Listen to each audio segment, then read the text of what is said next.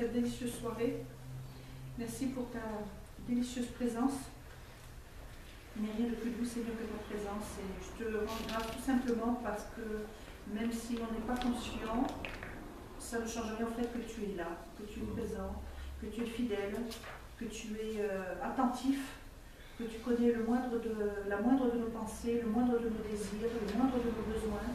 Et c'est pas parce qu'on ne voit rien arriver que tu n'es pas en train d'agir et de nous secourir, Père. Alors, je te dis merci tout simplement dans le nom de Jésus. Amen. Bien, donc la dernière fois, nous avons vu, dans l'évangélisation, nous avons vu les valeurs, la nécessité, la bonne nouvelle. Nous allons attaquer le deuxième sous-chapitre, les personnes à évangéliser. D'abord, la différence sociale et culturelle, et puis un autre vendredi, on verra les différences historiques et religieuses. Il faut faire très attention à ces deux passages. Différence sociale et différence culturelle. Et puis différence historique et différence religieuse. C'est dans ces deux points-là que l'évangélisation se joue.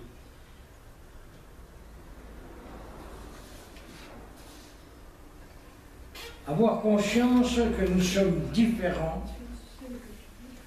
est très important pour mieux comprendre comment témoigner à notre prochain en respectant ses valeurs sociales et culturelles. Nous avons tous notre propre arrière-plan historique, culturel, religieux. Ces différents domaines s'imbriquent les uns dans les autres pour former la trame de nos personnalités et fixer les valeurs de base sur lesquelles se construisent nos vies. C'est juste. C'est pas faux. Si on parle de Paul qui arrive à... Où ça déjà? À Athènes, je crois. Eh oui. On prend la base, quoi, la culture des gens. Pour pouvoir leur parler. Si certaines de ces valeurs doivent être amenées à la croix parce qu'elles sont contraires aux valeurs du royaume de Dieu, d'autres sont à préserver et sont tout à fait respectables. Donc là encore, attention. Ne pas dénigrer pour dénigrer, et au pire, ne pas commencer à dénigrer pour avoir le plaisir justement de dénigrer. Il ne faut pas continuellement, oui mais tu sais petite soeur, si tu avais fait attention à gna gna, mais c'est pas comme ça que je vais l'évangéliser. Hein. Non, parce qu'il va venir celui-là, hein. D'accord.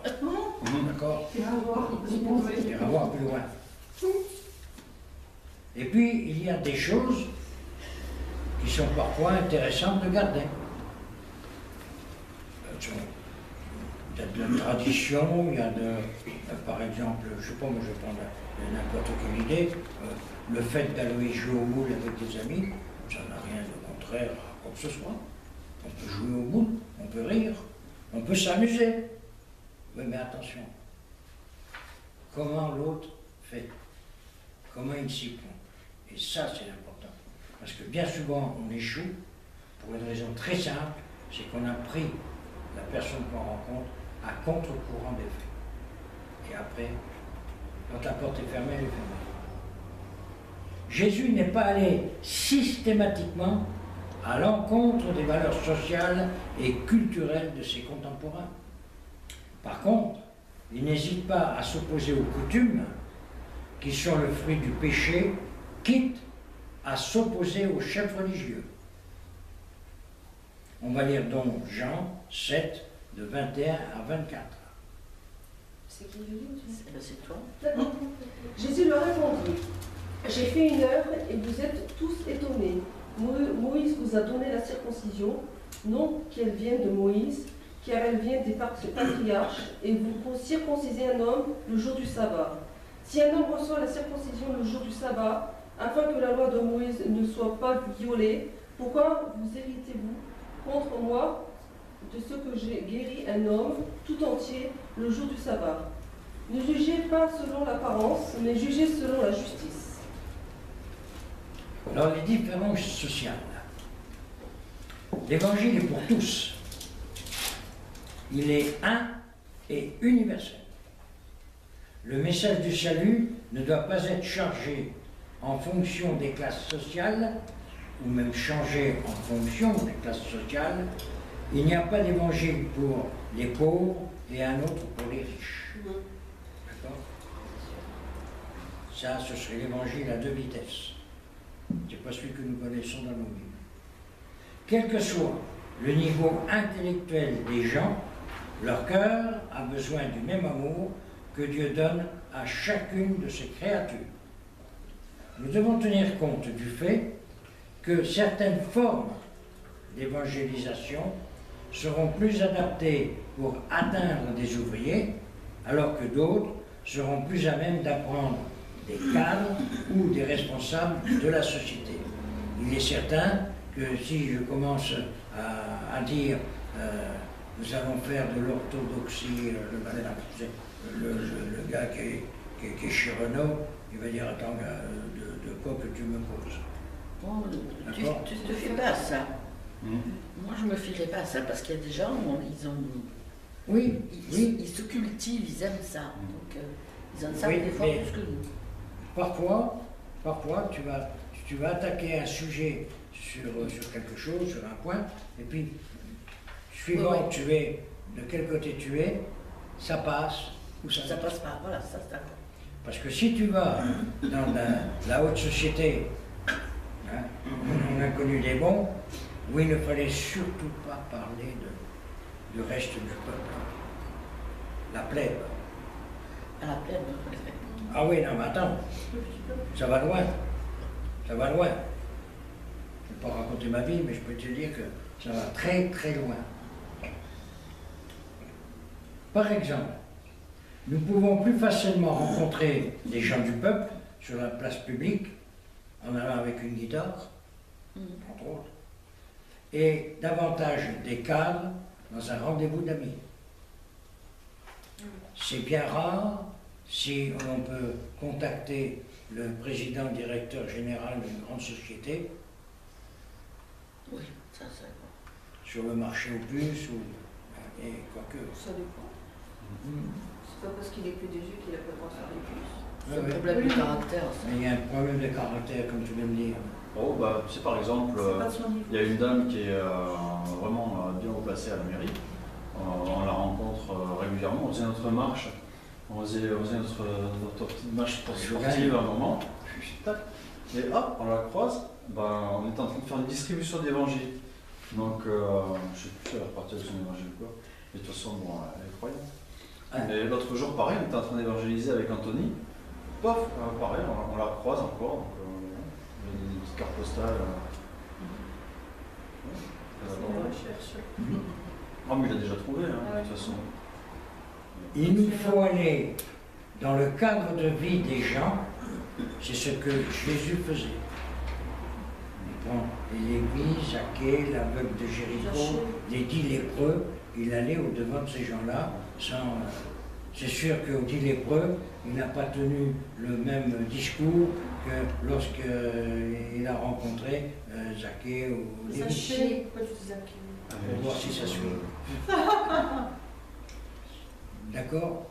Parce que si tu rencontres quelqu'un qui est malade, on va prendre la petite soeur. Je n'ai pas dit que la petite soeur était malade.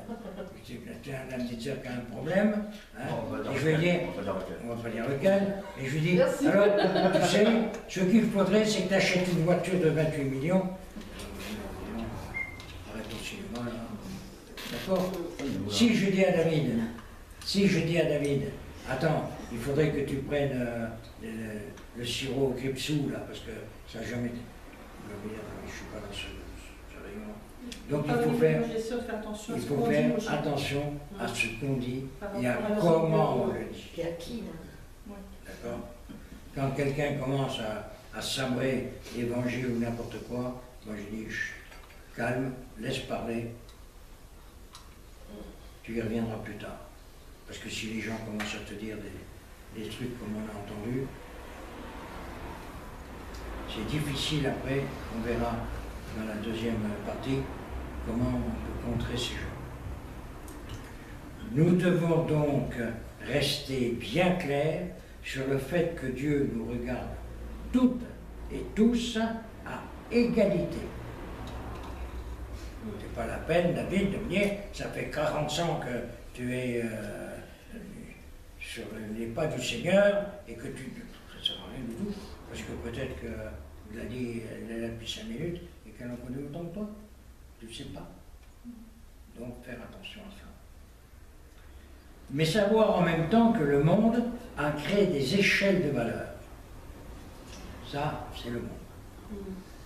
Dans certains pays, la carte de visite comporte un chiffre. Ce chiffre, ce n'est pas un chiffre anodin. C'est combien c'est-il que tu gagnes par an. Aux États-Unis, on a une carte de visite, mettez, c'est moi Didier, tac. Par contre, si je mets, c'est moi Didier, j'ai 3 millions, ah cher ami, alors que avec vous à venir? Parce qu'on va dire, attends, là, il y a du pognon, on peut y aller. C'est comme ça. Ah oui. C'est à nous de savoir créer les ponts.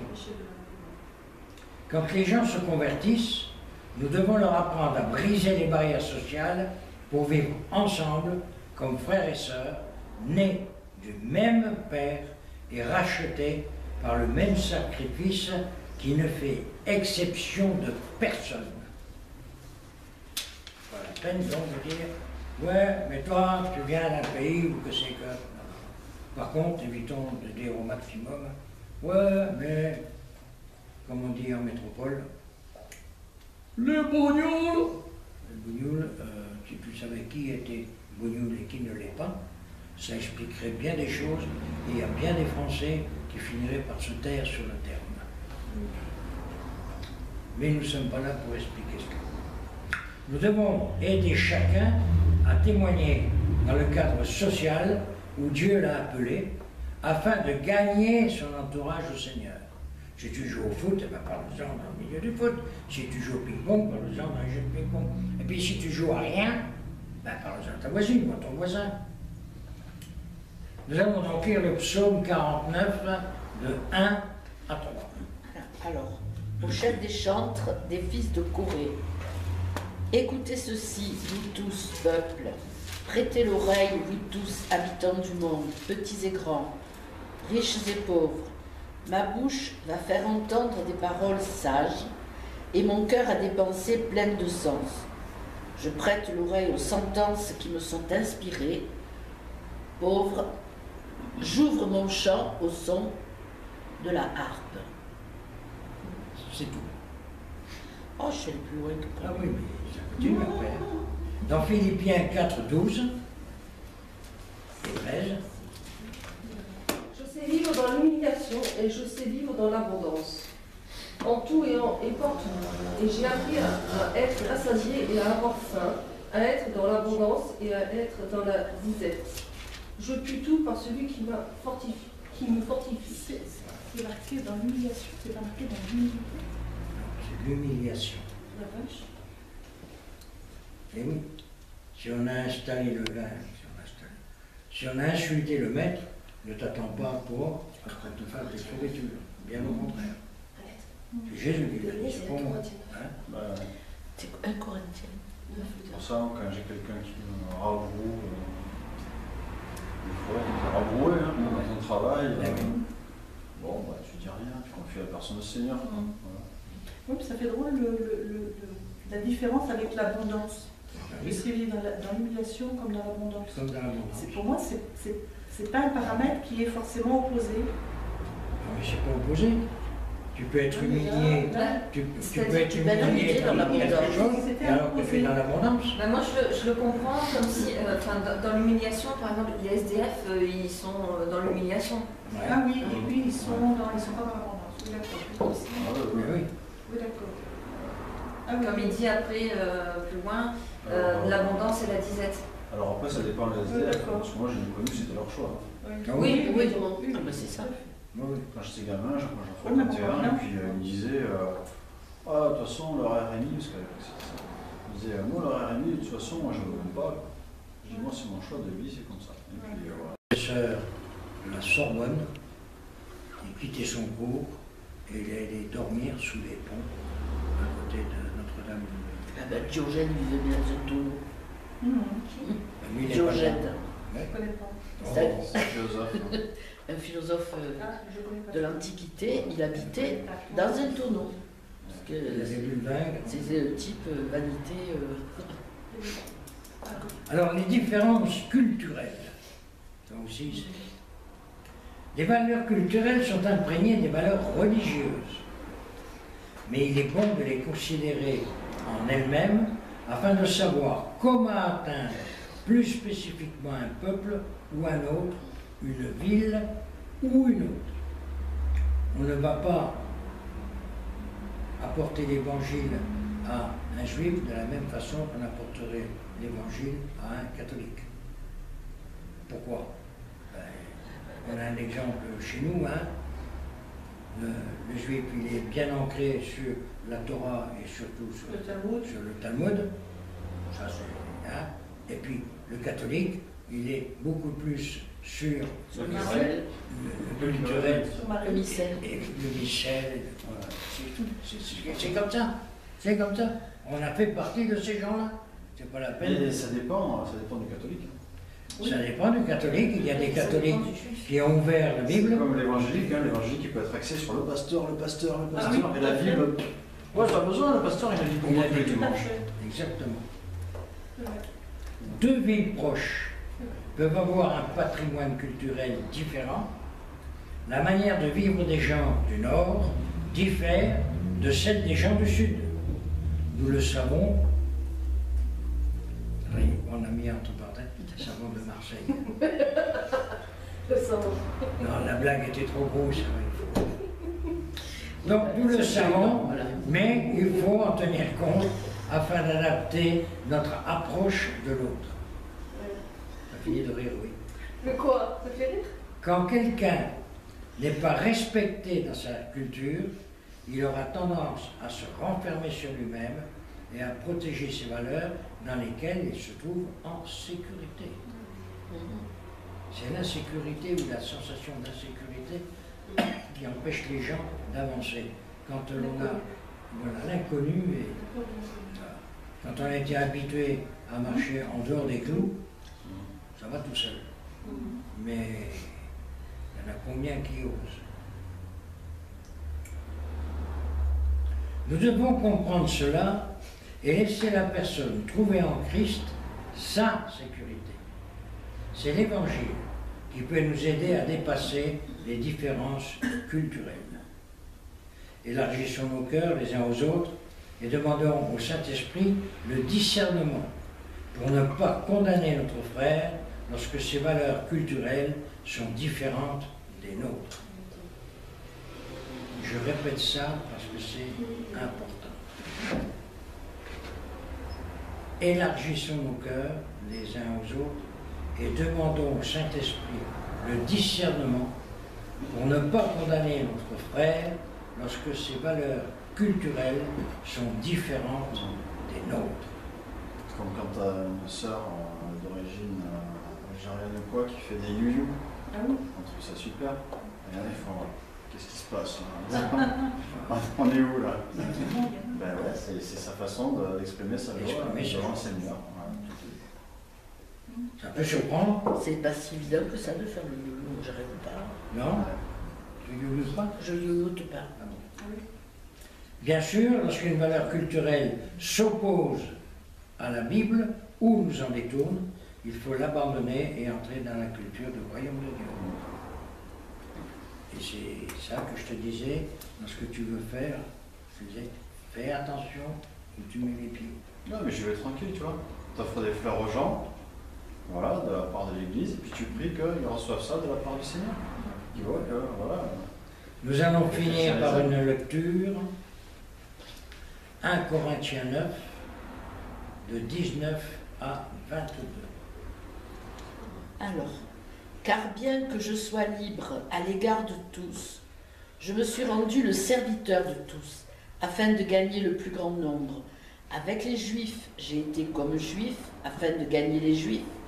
Avec ceux qui sont sous la loi, comme sous la loi, quoique je ne sois pas moi-même sous la loi, afin de gagner ceux qui sont sous la loi. Avec ceux qui sont sans loi, comme sans loi, quoique je ne sois point sans loi de Dieu, étant sous la loi de Christ, afin de gagner ceux qui sont sans loi. J'ai été faible avec les faibles, afin de gagner les faibles. Je me suis fait à tous, afin d'en sauver de toute manière quelques-uns.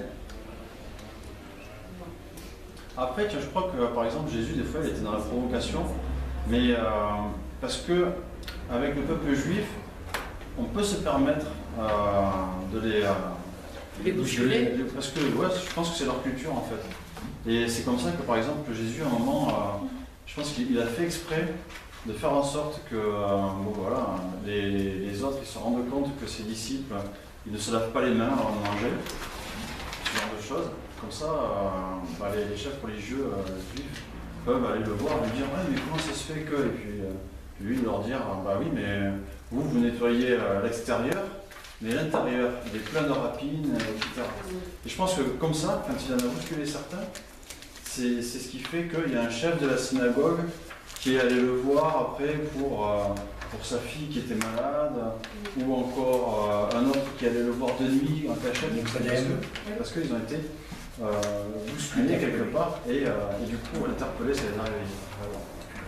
De toute façon, ce que tu veux, ça ne prendra pas. Pourquoi tu dis ça? Ah ouais, parce qu'il y en a, il a fait tout ce qu'il pouvait et ça n'a pas pris. Hein. Ah ben oui, c'est ça. Et il leur a dit, le maître de la vigne va envoyer son fils, oui. Et les vignerons vont le prendre, et ils vont le tuer. Et qu'est-ce qui va se passer après? Et bien, après, il donnera sa vigne à d'autres. Ils savent très bien ce qui va se passer, et pourtant ils le font quand même. C'est eux-mêmes, ils déclarent de leur bouche, ouais, il va donner sa vigne à d'autres. Et ils le font quand même. Et il vient dans l'évangile, ils avaient compris qu'il parlait de lui. Mais Nicodème avait quand même essayé de comprendre un petit problème, parce que le Sandrin connaissait très bien les Écritures. Donc il savait que quelqu'un devait venir. Il savait qu'ils allaient crucifier quelqu'un. Oui, Par contre, il savait aussi que ses os ne seraient pas brisés. Alors, quand Christ arrive et il dit, ben voilà, c'est moi, les gars disent, attends. Pourquoi ils sont comme ça? Parce qu'il faut bien dire que le Sandrin était nommé par Rome. C'est Rome qui nommait ces gens-là, de façon à pouvoir tenir. Et quand on voit ce qui se passe partout, on a toujours la même quantité de gens qui font en sorte de glisser là, tout doucement, et puis de tenir le bas peuple. Et c'est ça qui est dangereux. Ça, c'est... D'ailleurs, la grande erreur, c'est d'avoir permis au peuple d'apprendre à lire. Mais pendant longtemps... Parce qu'à partir du moment où les gens ont commencé à savoir lire, oui. Il y a eu des contestations. Bien sûr. Puisque même la plupart des prêtres n'avaient même pas le droit de lire la Bible. Oui, et en même temps, ils ont eu la possibilité de faire des vérifications. Ah ouais. Il y avait une certaine catégorie de prêtres qui n'ont jamais lu la Bible. Ça m'a choqué quand j'ai vu le film sur Martin Luther, que le gars il devait partir, je ne sais plus où, pour justement lire certains écrits de la Bible, parce que le gars il l'enseignait, mais en fait il ne le connaissait pas. Non, ils avaient juste un missel et un truc comme ça. Ça leur était interdit. D'ailleurs, l'homme qui est à l'origine des Vaudois, sa grande faute vis-à-vis de Rome, ça a été de traduire la Bible latine en langage vulgaire. Et lui, il ne voulait pas quitter le catholicisme. C'est le catholicisme qui l'a viré. Ouais. Il est allé jusqu'à Rome voir le pape, qui a dit non. Et il a donné sa fortune, il a mis ses filles dans un couvent. Il a vendu tout ce qu'il avait, il a tout distribué aux pauvres, il a fait traduire la Bible, il a appris à lire aux gens, et il s'est fait virer. Et qu'est-ce qu'il a fait d'autre que d'enseigner l'évangile? Il a été à l'encontre du système religieux. Et total, il y a eu le mouvement vaudois qui s'est créé autour de lui. Et qui existe toujours d'ailleurs. C'est quoi ce mouvement vaudois? C'est quoi? Alors, le vaudois, c'est un protestantisme avant l'heure. D'accord. Parce que lui, il ne l'a pas fait pour changer de religion, il voulait rester catholique. C'est le catholicisme qui n'a plus voulu de lui, parce qu'il Il était à l'encontre du il a pape. été à l'encontre des coutumes religieuses, oui. Et les Vaudois, ben, c'est un mouvement qui est resté assez confidentiel parce qu'ils étaient cachés, forcément, ils étaient considérés comme des hérétiques. Ils avaient des pasteurs qui étaient itinérants.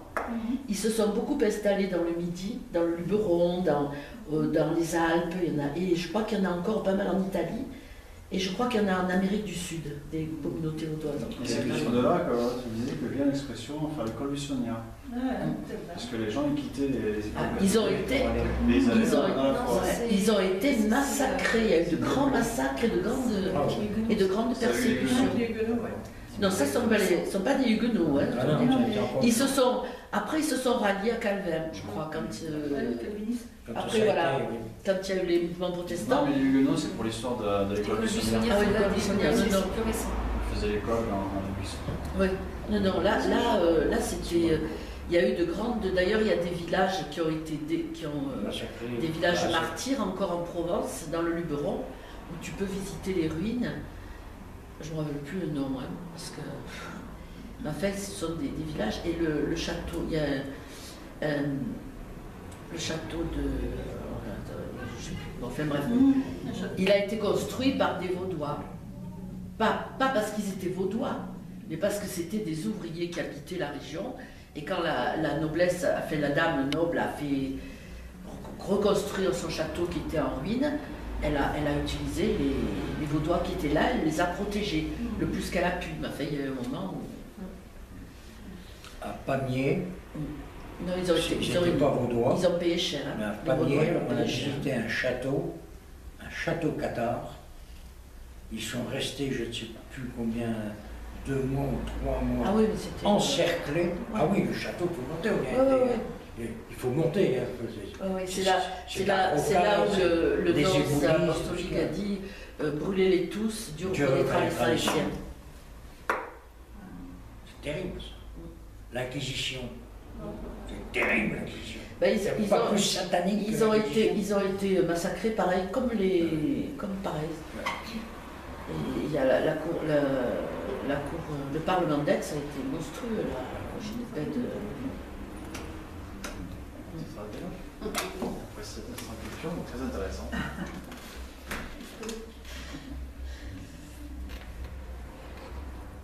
Ben, merci Seigneur pour cette petite étude. Et puis, dirige-nous encore pour le reste, parce que ça va encore chauffer la prochaine fois.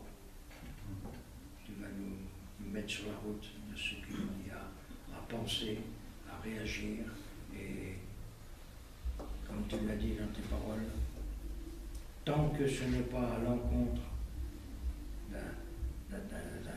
d'une idée biblique, alors on peut faire confiance aux gens, on peut leur parler, peu importe. Mais sitôt qu'il y a quelque chose qui va à l'encontre, alors il vaut mieux se retirer et laisser cet esprit agir. Merci Seigneur. Amen. Un chant, belle maman. Puisque le même esprit qui ressuscite à Christ est en nous, est en nous, puisque le même esprit qui ressuscite à Christ